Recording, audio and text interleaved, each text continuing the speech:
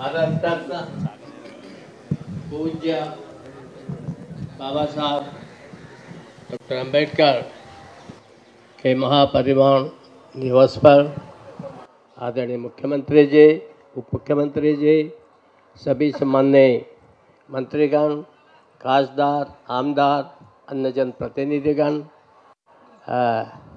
इस सारे कार्यक्रम में हमारे कमेटी तो विशेष करके नागसेन जितना परिश्रम करते हैं, ऐसे भाई नागसेन जी, सभी उपस्थित भाइयों और बहनों, सर्वप्रथम मैं बाबा साहब के श्री चरणों में अपना प्रणाम अर्पित करता हूँ।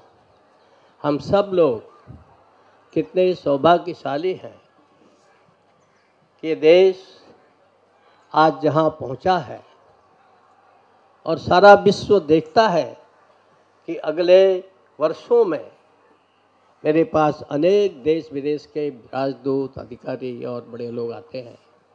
वो कहते हैं कि भारत बहुत जल्दी ही विश्व का गुरु बनेगा, विश्व का नंबर 1 बनेगा। अनेक राजदूत बोलते हैं।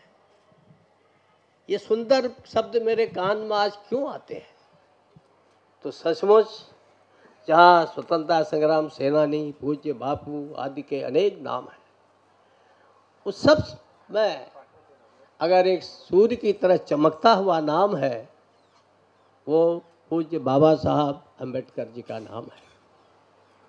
हमारे संविधान को अनेक लोगों ने उसमें सहयोग किया, पर पूज्य बाबा साहब ने उस संविधान में जो गरीब हैं, दलित हैं, पिछड़े हैं, अनेक वर्षों से, सैकड़ों वर्षों से प्रताड़ित हैं, उनको एक प्रकार से एक ऐसी संजीवनी दी कि आज मुझे लगता है हर भारतवासी, वो छोटा हो बड़ा हो, वो कहीं भी हो, वो अपने को गर्व से सीना तान के खड़ा करके कहता है, मैं भारतवासी हूँ, मैं भी इस देश का राष्ट्रपति बन सकता हूँ और किसी दिन मैं भी प्रधानमंत्री बन सकता हूँ।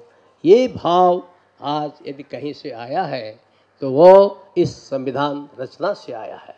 और इस संविधान के जो सबसे बड़े आर्किटेक्ट थे वो बाबा साहब पूज्य अंबेडकर साहब थे। मुझे लगता है हम सब लोग आज केवल श्रद्धांजलि देने से काम पूरा नहीं होगा, हम संकल्प करें। सरकार बहुत कर रही है, केंद्र सरकार, प्रदेश सरकार, अनेक योजनाएं हैं।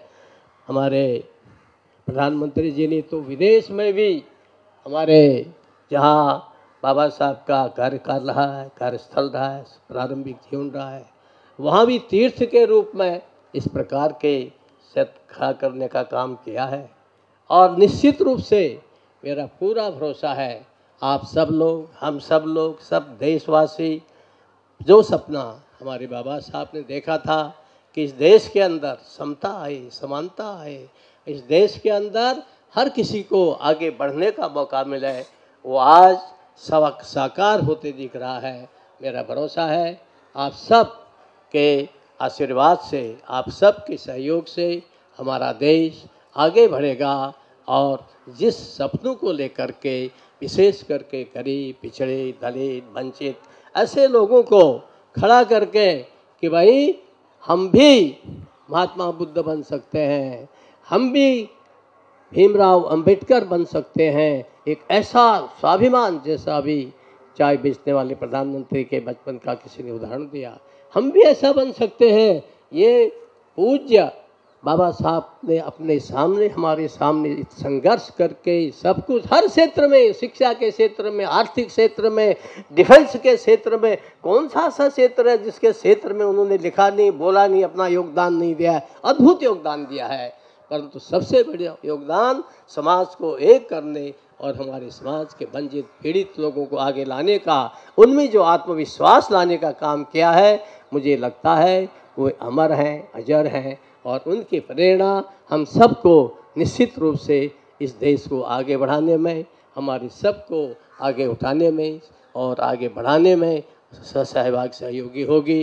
निश्चित रूप से हम उस दिशा में सफल होंगे। मेरी कामना है कि आप सब लोग इस अवसर पर इस संकल्प के साथ आगे बढ़ेंगे। हम सब कर सकते हैं, हम सब भी बाबा साहब की तरह से नई उपलब्धियां प्राप्त कर सकते हैं। आज जैसे पूरे देश के अंदर ही नहीं, मुझे लगता है कि पूज्य बापू के बाद यदि पूरे देश में सर्वसमावेश, तो हमारे एक से एक इतने महान क्रांति का हर एक का अपना अपना योगदान है, किसी को कम नहीं कर सकते हम लोग।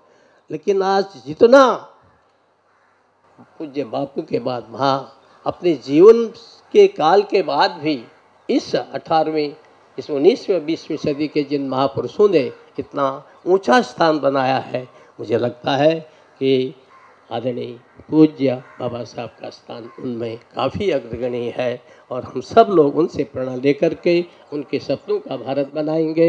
यही मेरी सबसे शुभकामना है, सबसे कामना है। आप सबको बहुत बहुत धन्यवाद। जय हिंद, जय महाराष्ट्र, जय भीम।